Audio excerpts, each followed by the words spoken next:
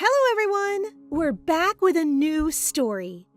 Have you ever been a hopeless romantic, prepared to give up everything for the ones you love, only to have them turn their backs on you in the end? This is the tragic love story of Ivona. Please join us and see how our main girl handles love and revenge. Ivona Vouten is an aristocrat, and despite her beauty, she never stands out among the ladies, and men greet her with perverted eyes. If they commend her on anything, it's her physique, but not until Duke Gaspal.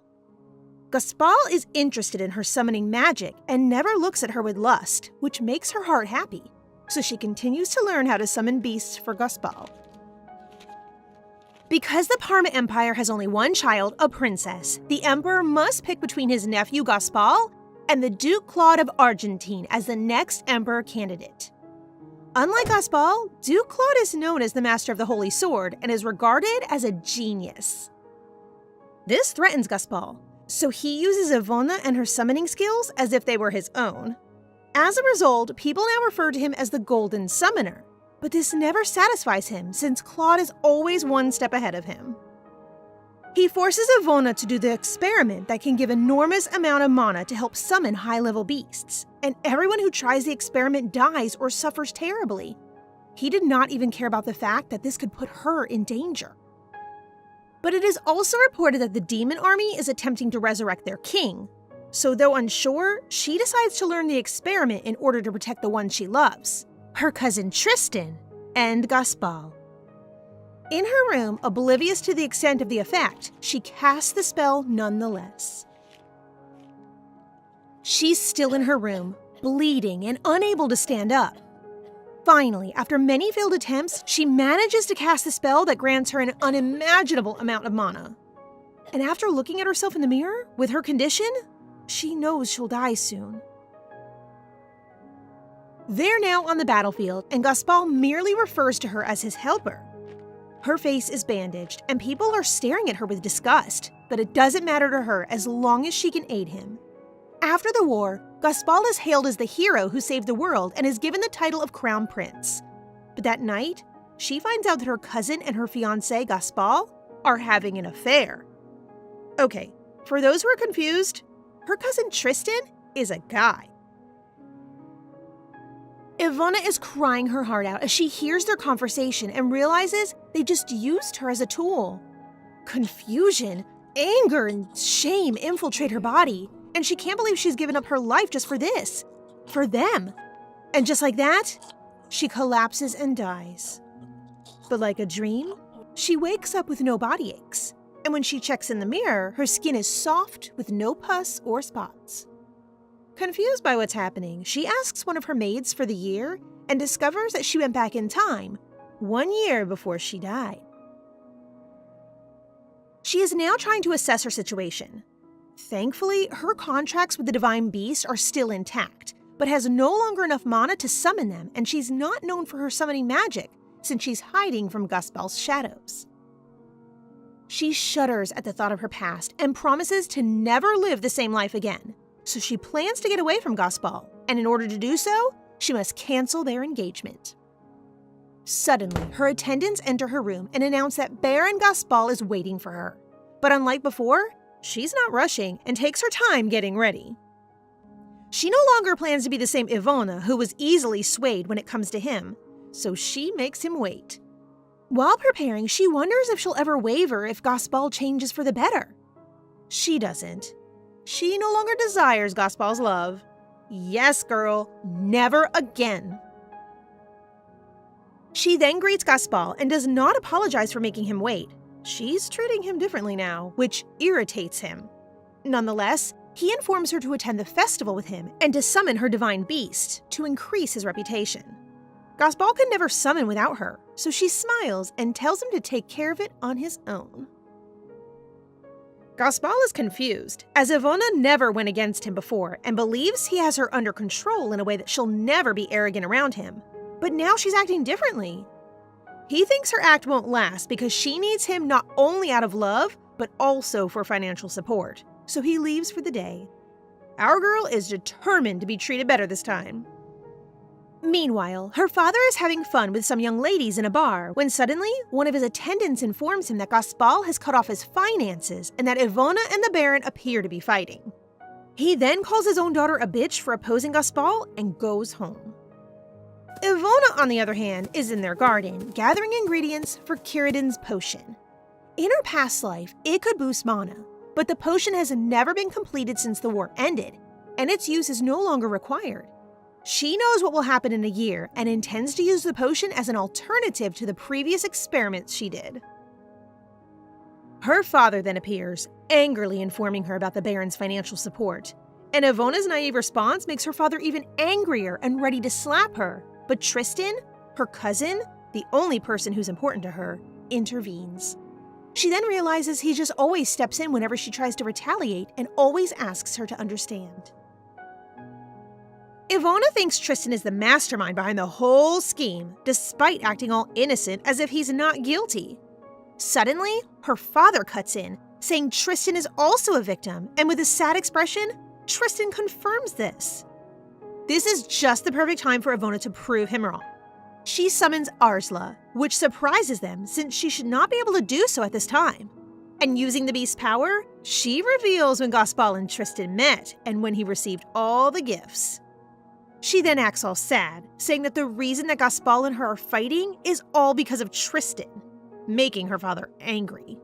Tristan tries to explain, but gets kicked by her father. She is currently in the marketplace buying Kiridin fruits, but since they only grow in the north, her options are limited and it's not enough to make the potion. Coincidentally, Tristan and Gaspal happen to be there and meet her. Well, it looks like they're on a date. Tristan then tries to clear up their misunderstandings or whatever, but Ivona is not planning to act friendly at all, which irritates Gaspal. He yells at her for being impolite and blames her for Tristan's expulsion from their mansion. Our girl has had enough of this lover's concern and summons a divine beast, Hazlet. All of them believe that Gaspal summoned the divine beast, which causes a commotion in the marketplace. Now he's afraid people might find out that it is Ivona's power, and so he tries to calm her down. But Ivona, who's acting innocently, wants him to show how important she is to him. Of course, he can't say the words, not with his lover watching all of this. Ivona adds that Tristan will be happy if they reconcile. Tristan wonders why Ivona is acting all strange, given that they are very careful with their hidden relationship. So despite feeling hurt, he agrees with her. Gaspal has no choice but to forcefully say he loves her. Ivona acts all happy hearing it, or so they thought. She then requests Gaspal to give her the Ophelia gemstone that was given to them by the Emperor, which she never received in her past life, and she believes Tristan has it. She's trying to see if they'll be able to give it to her, and so she leaves riding Haslat. Later that evening, Gaspal gives her gifts, as though he has no intention of canceling the engagement. Now she needs to find another way to cancel their engagement, plus how to make the potion, when she suddenly thinks of a solution. The northern region where the Kiridin fruit grows and its ruler, Claude Argentine.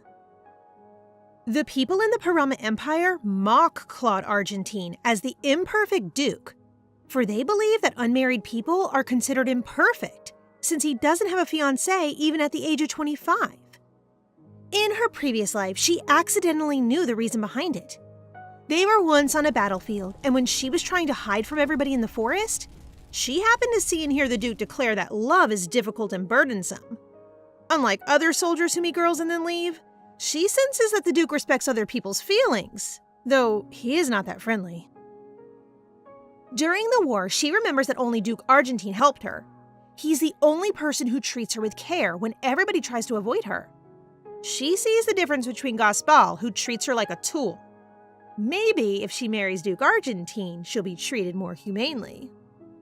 Ivona plans to meet the Duke during the dance party of the Ophelia Festival, where women from all classes are allowed to show their affection. She decides to buy a new dress for the party, but since all boutiques are crowded, she chooses the quiet, secluded one and opts for a bluish-gray dress. As Ivona enters the dance hall, everyone thinks she is graceful and very elegant. Our girl is a real head-turner. And the dress? Perfect.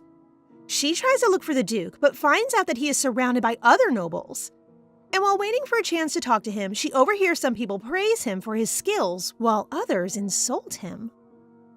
Just then, the lady in red enters the room and introduces herself to Duke Argentine as Julia Sultan, daughter of the Marquis Sultan. She eagerly tells him how she waits for that day to meet him and wants to hear his story, but the Duke seems uninterested and tells her that his story is not suitable for her to hear, and just like that, he excuses himself, leaving her in disbelief. Ivona follows the Duke to the garden, where she is approached by a guy whom she ignores. He angrily grabs Ivona, guessing she's looking for the Duke, who's nothing without his sword. She tries to defend the Duke, but this only makes the man more determined to hit her. Thankfully, the Duke appears, preventing the man from hitting her. Ivona thanks the Duke for the help and introduces herself, then asks if he can spare her a little time, in which he declines, as usual. Because the Duke completely disregards her, she has no choice but to summon a divine beast to catch his attention. Ivona then takes the opportunity to ask him to marry her. Too straightforward. Straighter than Gaspal, if I may add. Ivona wants a marriage not based on love, but on trust through an agreement, and having her as a wife will be perfect for his situation. She then explains that she can help him because her family is powerless. In other words, if Duke Argentine marries someone like her from an uninfluential family, this will help show that he is not interested in becoming the next emperor. And in exchange, she needs him to annul her engagement to Baron Gaspal and believes that someone powerful like him can do so. Ivona reassures him that they only need a marriage based on agreement, and before they separate, the Duke decides to think about the proposal, which makes her happy. On her way home, she passes by a busy street and overhears that everyone is waiting for the fireworks at midnight, which reminds her of her first and last time watching them with her mother. Remembering her mom's bruised face at that time, she understands why her mother had to leave her, when suddenly, she senses a frightening mana. Using her abilities, she summons the divine beast and checks her surroundings. She realizes that telling everyone what is going on will only provoke a mass panic, so she decides to put a stop to what is about to happen herself. Upon investigating, she discovers suspicious men that are using wizard techniques, and as she is about to stop them, they are already taken down by a red-haired man. Uh-oh. Now he thinks that she's one of the enemies. Ivona escapes as he is about to attack, thanks to the heavenly beast. Meanwhile, the Duke finds it suspicious as well and thinks that it is the work of the terrorists. While investigating the area, he runs across the red-haired man and they decide to help each other. But before they split up to continue checking the area, he warns the Duke about the summoner he saw a while ago. All the people are surprised as one of the bomb terrorists takes a child as a hostage. He calls those who disturb his job to come out or else he will kill the child. The Duke makes his entry and tells him to let go of the child. Trying to scare the Duke, the abductor pushes the knife to the child's neck, which makes the people react more while the mother pleads with him to save her child. To appear defenseless, the Duke drops his sword, which makes the abductor attack him, thinking that he can easily take the Duke, not realizing that the Duke is far stronger than him even without his sword. The people rejoice since the child is now safe, but as soon as the Duke is caught off guard, the terrorist uses his dark power to cause an explosion, putting the people in risk. Just then, Ivona appears, containing the explosion and protecting the Duke, and while looking all sassy, asks him if he's all right. Go girl power! Ivona declares that she'll protect him, but the Duke is unsure if he's hearing her correctly. She confirms again, adding that having his guard up all the time must be tiring, but they get interrupted when they hear the fireworks start coloring the sky, so they watch in silence, while the Duke is secretly glancing at her. Blushing at that. The red-haired man is confused to see the Duke with the summoner he saw. She then quickly hides behind the Duke, as he explains that it was because of Ivona's summoning skills that there are no casualties. People are rejoicing and praising the Duke for saving them. They all wish him to continue protecting them with his royal's holy sword, but Ivona can see the burden on his face. She can't imagine the huge backlash from the people if he didn't save them all today. She feels sad for him, as he's always risking his own life for the sake of others and enduring all of that by himself. Before leaving, the Duke calls her and hopes to see her at the ball. The next day, Ivona meets Gaspal at the ball, who's acting all suspicious. To tell you what happened, Gaspal has already discussed their marriage with Ivona's father and has asked Tristan for the Ophelia ring. They don't have any choice but to give in to her demands. Marry her and have a child with her. Losers. Back at the ball, Gaspal tries to persuade Ivona to forgive and marry him as he puts the Ophelia ring to her fingers. Oh no, think, girl! Ivona refuses to accept Gaspal's marriage proposal since she already has someone in her heart, and that person is none other than Duke Argentine. Hearing this, Gaspal cannot help but show his true colors, mocking her more than ever, and to his surprise, Ivona answers back. He stops and thinks about his next move, then grabs her hands, telling her that he will annul their engagement. Inside the hall, where everyone is having fun, he announces that the engagement between him and Ivona ends today, because they are going to be wed instead. This shocks Ivona, and then he tells her that her father already accepted his proposal, so she cannot run away from him. Panic swells up in her. She can feel the shackles again, as if it were all happening again. Just then, the Imperial Majesty enters the room and offers to toast to their hero, who gallantly serves them.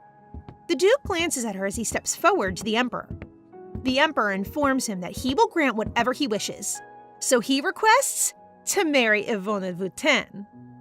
Though still surprised, she steps forward, taking her only chance, and asks the Emperor to allow her to explain. She then discloses that they are only engaged because her father wants them to be. He's a fake fiancé, and she's only helping him become a better summoner. When the Emperor asks him, Gaspal has no choice but to go along with her, or else she'll expose more of his secrets. And so Gaspal admits that in return for helping her family, she indeed helps him become a better summoner. With his confession, the king is considering revoking their marriage, but in return, she should accompany the Duke and Baron to the war as a summoner. Of course, Gaspal opposes to the idea, claiming that she's weak, but the Duke disagrees with him, which amazes the Emperor. Ivona steps in and requests that the Emperor allow her to showcase her abilities. Everyone goes to the garden, and she summons one of her divine beasts and performs her magic, causing all of the flowers to bloom, impressing the Emperor and all of the nobles. Gaspal attempts to approach her but is cut off by the Duke, asking Ivona for a dance, which she gladly accepts. She thanks him for defending her earlier and also informs him that she has a lot of flaws but will learn all of the work and house-related responsibilities as a duchess. But to her surprise, the Duke did not care for any of those and simply asks her to do whatever she wants and stay by his side. She beams a smile, making the Duke all flutter. He then leans in close to thank her for proposing to him. At the Baron's mansion, Gaspal and Tristan are discussing their unexpected situation, and Tristan worries that his plan is crumbling. As Ivona suspected, this is all part of his master plan. For some context on who Tristan is, his father and Ivona's fathers are twins. However, his father did not get any title, so he grew up in poverty. He has wanted power since he was young, and so he tries to climb the social ladder by getting close to the Duke, but gets ignored. So he then resorts to befriending Gaspal and using him. Ooh, the manipulator just got manipulated. He plans to meet with Ivona, thinking he can't afford to lose his puppets now. Ivona and Tristan are having tea, but he keeps on persuading her and tells her that the Duke is no good. And when she talks back, Tristan again defends the Baron, making her angry. She walks away, telling him not to come to the wedding. When Ivona leaves, someone approaches Tristan and gives him an offer. Ivona agrees to meet the Duke at his residence in the capital, and when she arrives, the servants and the Duke's butler, Stefan, greet her warmly. While showing her the way, Stefan informs her that the Argentine family has served the empire for many centuries, earning them many enemies, and as a result, the house has been magically protected. It astounds him that Ivona knows where all the magic traps are hidden, and this just shows how skilled she is. Without him telling her, Stefan now thinks she knows he's not human. The Duke is still working when they arrive at his office, and judging by the look on Stefan's face, he believes Ivona has already won Stefan's favor.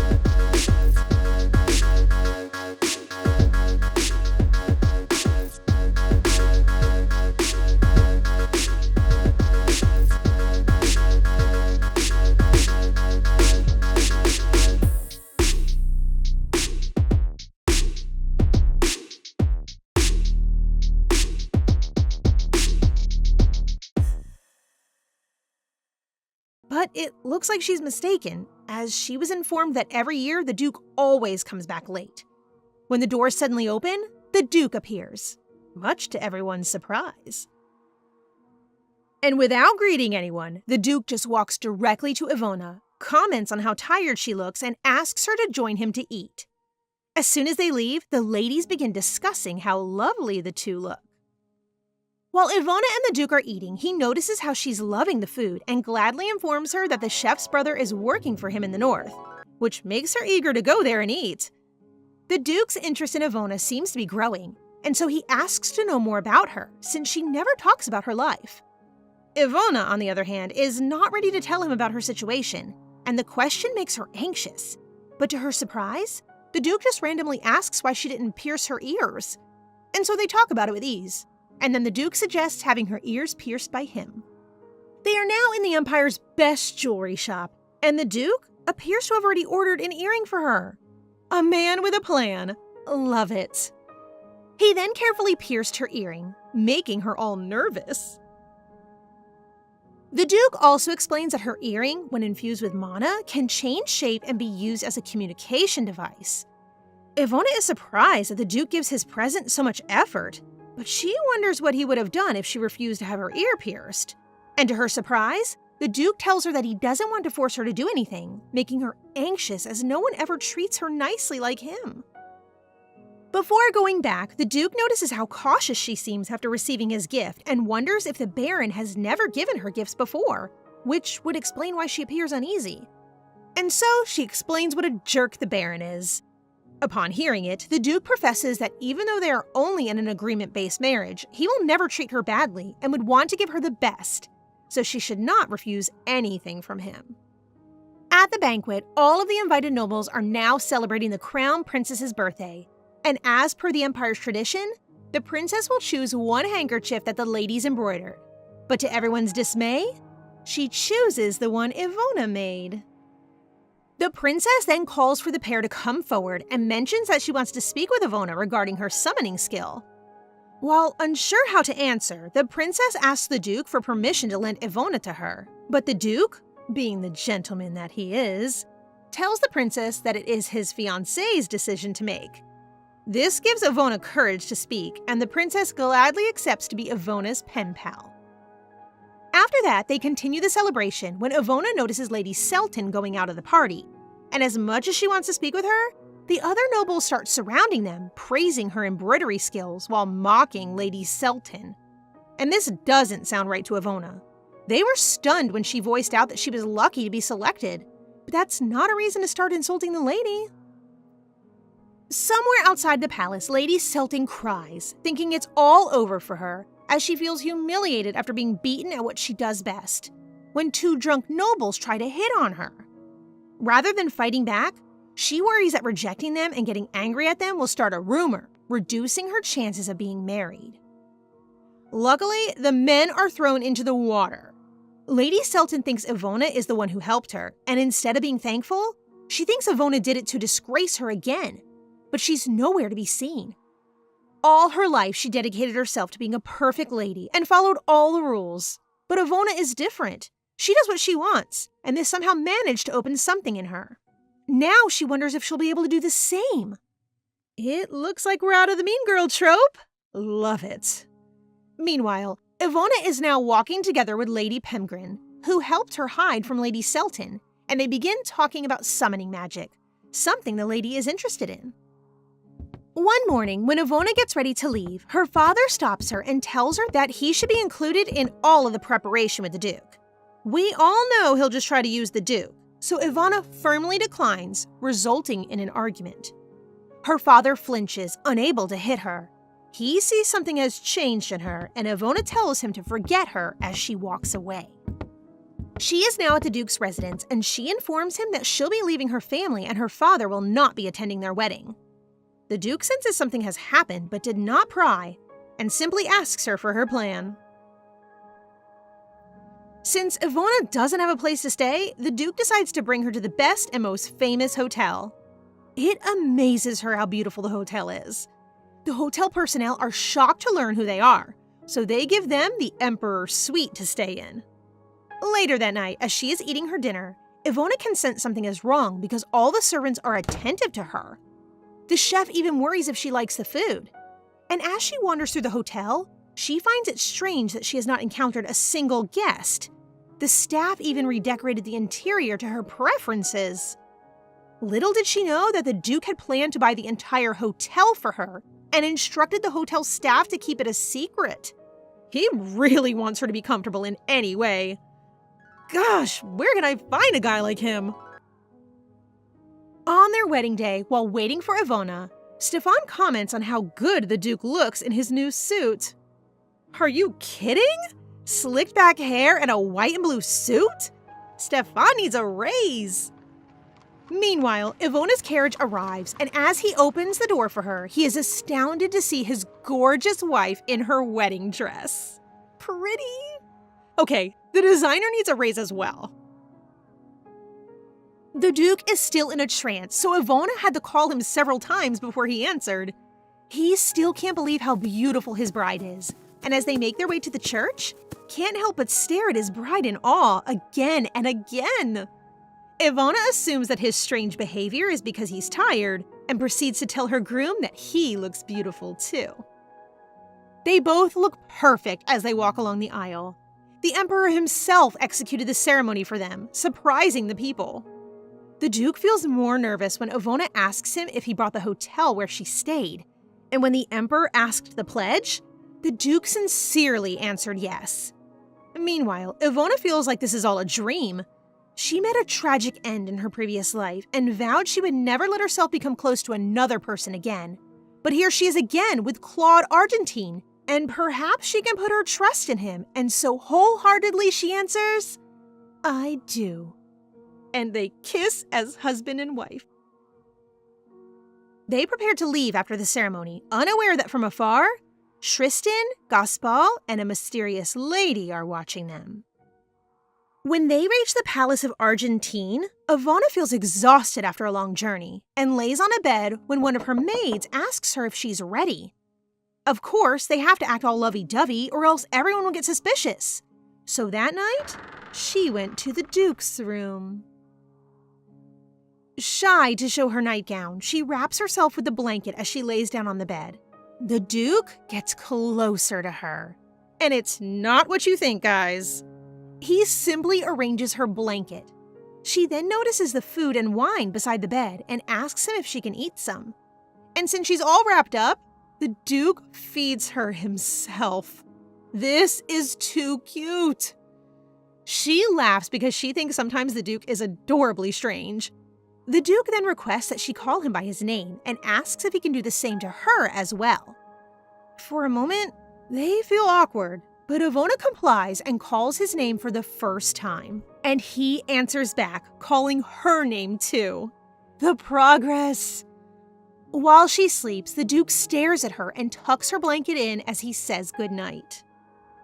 As she wakes up, Ivona notices that the bolster is no longer soft and realizes that she is embracing the Duke while she sleeps. It appears that someone was unable to sleep. Ivona and the Duke are both tense during breakfast. The chef even wonders if there's something wrong with the food, but they just eat silently. Now, Stefan and the servants feel something strange is happening with the two. Before the Duke leaves, he tries to touch her earrings to remind her that she can contact him if anything happens. They still feel awkward about what happened the night before, and she just wishes to sleep in her own room. Unlike them, newlyweds normally do not leave their rooms after the wedding, and so the servants discuss the rumors that the Duke doesn't care about her. Sally, her personal maid, cheerfully greets her and thanks her for bringing her to the north. Just then, the head maid introduces herself to her and tours Ivona around the palace. As they are walking, the head maid plans to test her to see if she really can honor the Argentine's name. When Ivona remarks that the castle's really old, the maid points out that she can change the interiors in any way she wants. But to her surprise, Ivona declines, saying it is fine as it is. Ivona then visits the workers, asking about their problems and complimenting them on their work. The head maid tries to dissuade her from going to see the folks, but Ivona explains that she wants to get to know them and that she doesn't want to think of them as servants. And with a smile, Ivona thanked her for her hard work as well. The headmaid is confused, as this contradicts what Sally told them about Ivona. The headmaid suggests that Ivona should take a rest since she seems tired from the day's activities. She recalls her parents' relationship. They may share the same roof, but they never speak to each other, and she swears hers will not be the same, so she waits for the Duke. The Duke arrives earlier than expected, which causes her to panic a little, but they both blush when they greet each other. Now that she has her own room, she notices that someone has put in a magical tool to keep her warm, as she is not used to the temperature in the north. We all know who. She's all excited as the Duke gives her permission to use the Kiridan fruit, and while preparing, Stefan informs her that the journey would be long, so the head of knights will accompany them, which is a direct order from the Duke since he will not be able to join them. When they reach the farm, the Kiridan fruits are all ready to be loaded onto their carriage. While everybody is busy, Ivona got the chance to ask questions about why the Kiridan fruit only grows in the north, and about the ancient kingdom. But no one could give her the answer she wants, so she thought maybe it would be best if she asked the Duke about it. On their way home, the carriage suddenly stops because of an accident. They cannot get through it, and Stefan feels something strange within the area. So Ivona suggests to the head knight that they should go back quickly. He explains to Ivona that the mountain path is full of obstacles, and there was a beast report recently. It will be a difficult way home, but there's no other choice. So they go on as planned. It is already dark on their way, and Stefan keeps trembling more and more. He is getting worse than before when he feels something strange is now coming from all directions. They are all surprised when the great beast Molongo shows up and starts attacking them. Ivona had already seen and fought in her previous life. They are all baffled as to how it ends up in the forest, since it is not a native species. It's a good thing that the head of the knights is with them. He instructs her to stay inside the carriage while they fight the beast. The rest of the knights fight it with everything they've got. The beast, however, is as tough as steel, and their blade is about to snap from attacking it, until they manage to find its weak spot and strike its eyes. For a while, they thought that's it, but out of nowhere, more and more great beasts came out. They fight here and there. It's like it's never ending. They then lure the beast away from the carriage to protect Ivona, and while fighting, the beast manages to shatter the cliff, resulting in their certain deaths. I think we're forgetting something here. We have Ivona the Summoner. Just as they're falling, the divine beast Shinso catches them using ice magic and joins them in fighting. All the knights were surprised when Shinso displayed his magic and froze all of the beasts. Summoning her beast really takes a toll on her body. She then instructs Stefan to find it. After Stefan rushes to the forest, she suddenly collapses and is in pain as she is already at her limit. She tries to get out, but stumbles when the red-haired man appears. Ivona is alarmed to see him again, but he assures her that he has just come to help. While all of the knights are busy checking their situation, she rushes to the forest where Stefan goes. Stefan explained to her while they were still in the carriage that since Molongo is not a naturally born beast, this could simply mean that someone used magic or a core from a sacrifice to summon it. To be able to summon Molongo using a core, one must sacrifice a large number of lives. He already has the core in his hand when Ivona finds him in the forest. And the reason why he's acting all strange is because his suspicion is correct. The sacrifice used is of his tribe, the Tigray tribe. They are known for their gemstone-like eyes, so a lot yearns for them. Stefan believes that the attacks were done by a hunting group. All of the servants gladly welcome her when they arrive, but when she's about to walk out of the carriage, her body can no longer withstand the strain, and she collapses. Note that our girl just defeated most of the Molongos on her own. Fortunately, the Duke is there to catch Ivona before she hits the ground. As he carries Ivona, he puts his face close to hers to take her temperature, increasing the redness on her face. Can't really tell if she just has a fever or is blushing. The Duke is so worried about her that he constantly checks in on her while she sleeps. At the library, Stefan and the head of the knights shudder at the Duke's outrage and demand a report on what happened to his wife. Just then, the red-haired man interrupts and explains the situation, concluding that the auction is linked to the evil core they discovered. The Duke gives the order to increase security and investigate the matter further. When Ivona wakes up, the first thing she remembers is being carried by the Duke. Same girl, same. She didn't even notice the Duke sitting there staring at her. They then discuss what happened, and the Duke unexpectedly expresses his concern for her. Seeing his worried face, she quickly apologizes. Ivona then takes the opportunity to ask him a few things regarding the ancient ruins and the Círdan fruit, then plans on finding an alchemist to help create the potion. She also asks about the knight in the white uniform, and the Duke informs her that he is part of the Royal Knights, Bardran. She trembles upon hearing the name, as she remembers that in her past life, Bardran was known as the Summoning Hunter. Ivona recalls that in her past life, the people who summoned the demon army to the realm of mankind were human summoners.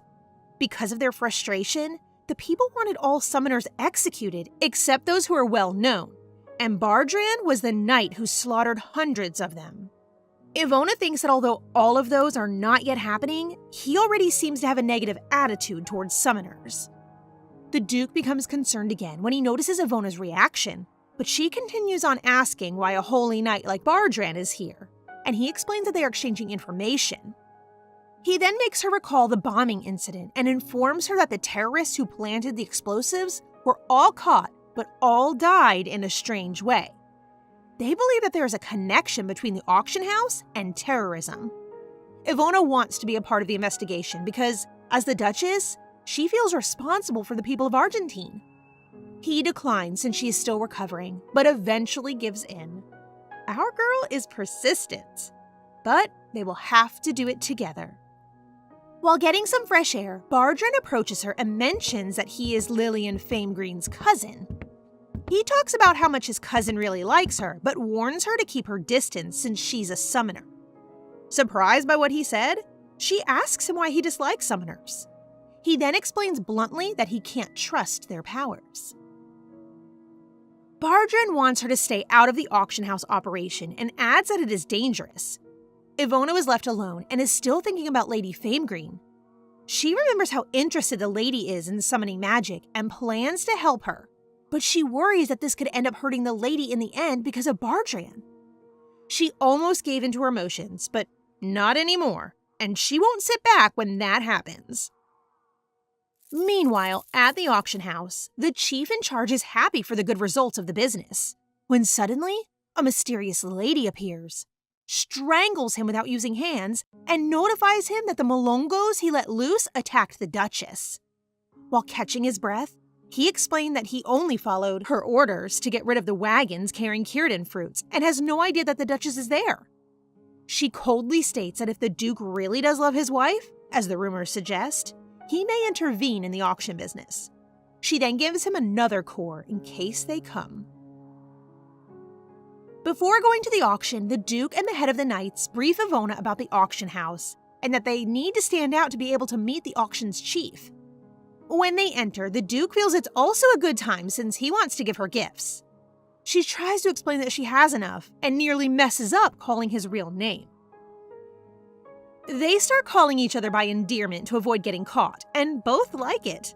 And so the auction starts. The auctioneer shows the first item, and the nobles start bidding. However, one jewelry collector stands out more than them. So the Duke starts bidding as well.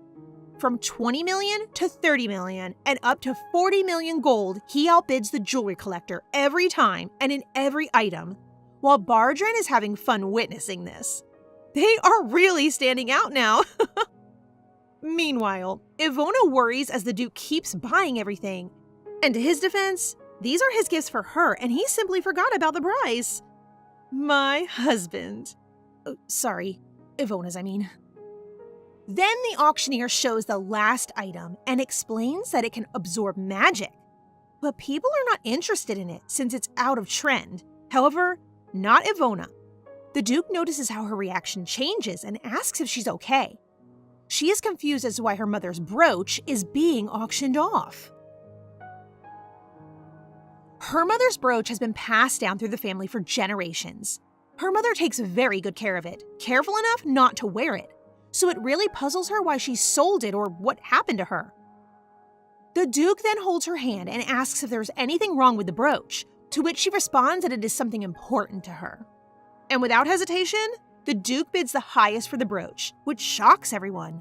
But the jewelry collector won't stop competing with the Duke until they reach 70 million. Ivona whispers that the price is too high, but the Duke doesn't care because for the first time, his wife actually wants something. He smiles, then bids 100 million gold. Everyone is shook. Even Bardrain can't believe it. The Duke then whispers back to her, reminding her who her husband is, which makes Ivona fluster. After the auction ends, the Duke hands Ivona the brooch, and she reveals that it belonged to her mother. The Duke suggests that if she wants to trace who sold the brooch, but Ivona declines. She doesn't want to meet her mother. She is afraid that her mother has forgotten about her and will treat her like a stranger. She sounds teary when saying those things, so the Duke tries to comfort her and hugs her, saying he understands. Suddenly, the chief meets them and suggests if they want to see their special item, which they agree on and proceed to the auction's house hidden location. Ivona and the Duke are dismayed as the auction head shows the Tigray tribe's jewel eyes. She's trying to hide her anger. They act as if they don't know anything, then proceed to ask questions, making the auction head provide further evidence that everything they are seeing is real. They make him believe that they're all just cautious, acting all lovey-dovey. This frustrates the auction head, so he shows them his prisoner as the real evidence. The prisoner is all chained up and bleeding when Ivona hears him begging her to end his suffering. After he's done convincing the couple, he starts to discuss the payment when Bardrain shows up, already holding the items with him. This causes him to panic and accuse them of being thieves. Ivona quickly summons the divine beast to capture the auction head, but to their surprise, he uses magic and calls his bugs. Good thing Ivona's divine beast can create a barrier, keeping them all safe since it's hard for them to fight it using swords. Just then, they hear voices of children locked up. Bardrain tries to save them, but it is locked with magic, while the bugs keep coming from nowhere. They almost get him when Ivona quickly summons Hazlat to help. The children thank her for saving them, while Bardrain can barely speak. Can't trust a summoner who? Lastly, the Duke uses his holy sword to finish all the bugs. Couple goals. They successfully completed their operation, and the authorities captured all the people involved in the auction house. Before Bardrain leaves, he thanks Ivona for saving him and asks if she wants to take credit for the operation. He's taken aback when she says she expects nothing in return, making him bow his head and apologize for how he acted before. He's treating her with respect now, which stuns Ivona and realizes that it is possible to change the future. Stefan informs Ivona that the auction head and the abducted children died the same way as the terrorist incident before. They then learned that an unknown person supported Adolf and was responsible for the magic core and illegal auction house activities. Ivona thinks the person might be related to the demon army summoner. Stefan then shares that they were able to do their ritual and burn the eyes of his tribe. He notices Ivona's concern about the situation and can't help but show his gratitude to her. Then the Tigray tribe survivor introduces himself as Farin, and his family is from the ancient times. Upon hearing this, Ivona asks him about Círdan fruit. He then explains all he knows about the fruit and that the ancient kingdom has a magical core called Pillar of Iron Ore, which can give powerful magic. This interests Ivona, but he warns that the pillar is dangerous, and he's willing to create a reagent as an alternative. Meanwhile, the mysterious lady smiles and thinks Ivona is not only protected by the holy sword. At the Argentine palace, Faran begins research on the Círdan potion, and Ivona feels lucky to meet him, and soon she will be able to summon the divine beast king. Faran finishes the potion after a week, but there is a waiting period before it becomes effective. Waiting 8 months is not an option for her, since the Demon King is already coming, and it may be too late by then. Looking at her worried face, they ask why she needs to raise her mana instantly. Ivona reassures them and thanks them for their efforts. Faran, on the other hand, is eager to assist her and addresses Ivona by name without realizing she is the Duchess, causing Stefan to panic.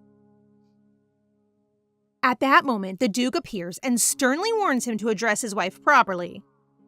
While drinking tea together, the Duke ponders how the people in the palace have come to trust Ivona in such a short period of time. Though he is relieved that everyone now accepts her, this concerns him. Possessive much?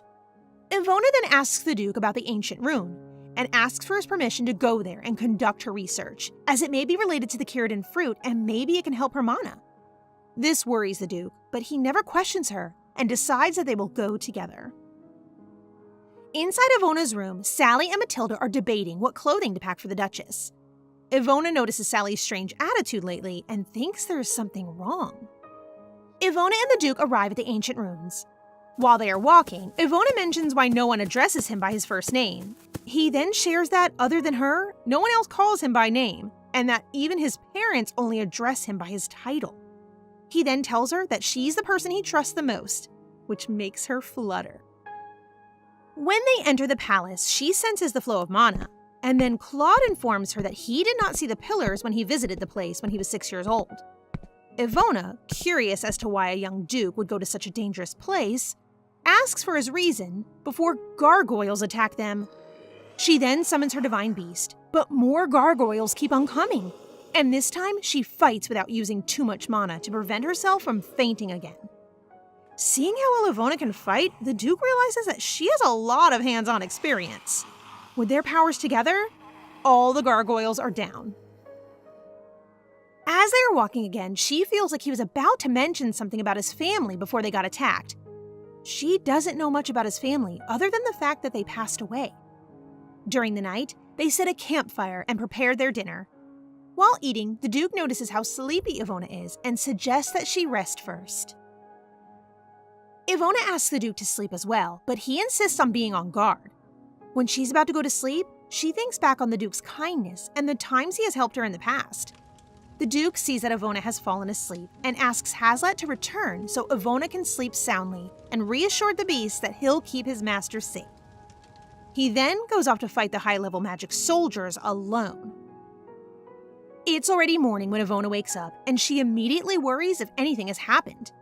Then she asks Claude if he was up all night, but when she sees him, the Duke is looking all fresh as if he hadn't fought the night before. They then continue their search and enter a hall full of gold-armored knights, who start attacking them. They are surrounded and outnumbered, so instead of restraining her powers, she summoned all 3 divine beasts. But even with the beasts' help, no matter how many times they break them, the knights keep coming back. Ivona tries to find his weakness and breaks all the lights when suddenly the armored knight stops moving. The light makes them move. Genius!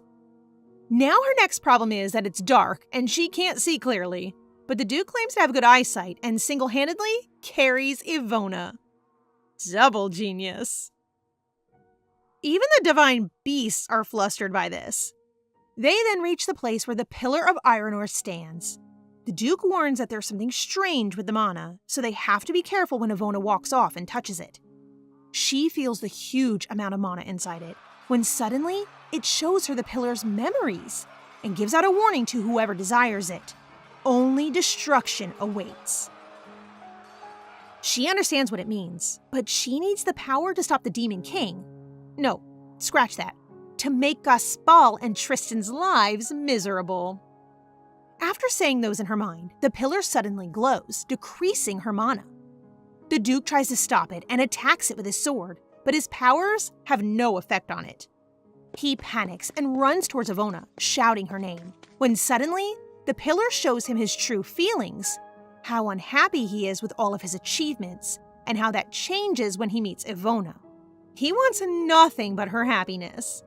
The pillar seems to be testing him as it asks for his true desires and then reveals his greatest fear by showing him a future without Ivona.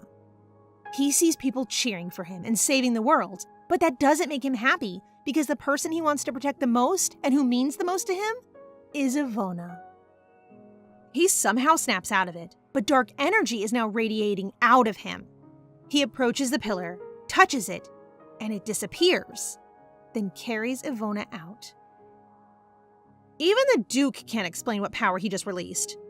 Ivona wakes up, and the Duke explains that the pillar disappeared. While they are walking, Ivona worries that her mana has been taken when suddenly, Claude disappears. It looks like they are inside of an illusion magic. It shows her past life when Gaspal was using her, but seeing that did not hurt her anymore. Instead, makes her even more determined. Meanwhile, Claude is inside the illusion as well, showing him memories he doesn't want to remember. Claude, a 12-year-old boy, was covered in bandages as a result of killing an intermediate monster, but his mother forced him to wield the holy sword. When he failed, his mother cursed him and told him to keep trying. This is all because of a prophecy given to the Argentine family. His mother was barely 16 when she was forced to marry an aristocrat and bears a son. She dedicated her life to making sure her son would carry the name Master of the Holy Sword. When he was 16, his sick mother commanded him to go to the ancient runes alone to prove he was the prophecy. He was badly hurt in the runes, and when he tried to ask for help, he remembered that no one would help him. Suddenly, he hears Ivona and wakes up. She explains that he got trapped in an illusion, but she notices the scar he has when the Duke sits up and decides to share his story with her. Well, that's a one-of-a-kind date we have here. I will have to cut the story for now, so see you in the next one. Please like it and subscribe to our channel for more updates. Thank you very much. Ciao!